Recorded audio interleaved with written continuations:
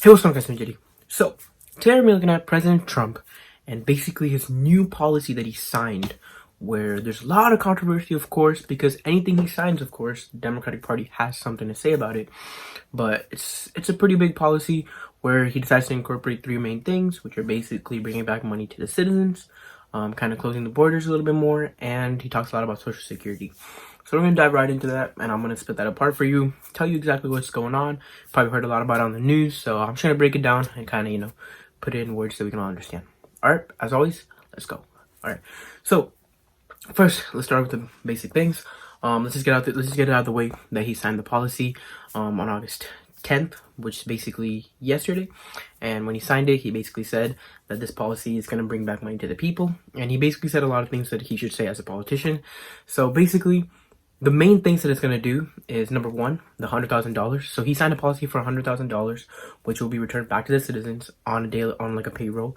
Basically, since we are at home for coronavirus, that $100,000 will be distributed to the people, where they will be paid if they make less than $100,000 on an income. They will get money for what they did, and for just being at home and not having a steady income.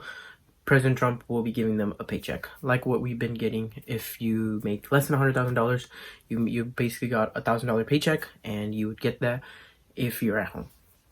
All right. So number two is Social Security. So what he did was he basically just said, "No, we're done with Social Security," and he's basically trying his best to kind of get rid of Social Security right now, because he says that's kind of like a huge thing that's really weighing down our economy, and he wants to get that out of the way. Then if we can get that out of the way, then that's going to clear up a lot of different paths for the economy, whereas there'll be more people who will be working, and that's also going to get out most of the whole voting situation out of the way. So a lot of those things will be solved if we get rid of the SSN, and if we get a lot of Social Security stuff out of the way. Third, last but not least, basically it's been the whole TikTok Chinese Chinese companies that are coming in, basically just putting a stop to that, saying that TikTok must be banned, which he did ban it. September 15th is the last day for TikTok. Until then, any American company that does business with TikTok will need to stop. And basically TikTok's going to be shut down from September 15th. So they basically have like 35 days. And the last thing is basically anything that's coming from China.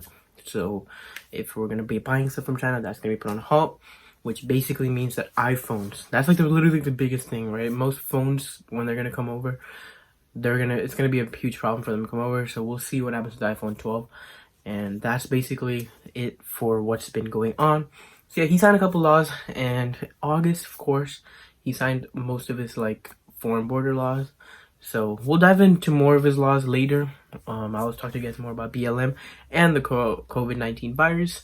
If you want to hear more of that, you got to go hit the subscribe button and the like button. And if you want to talk to me, go to the description.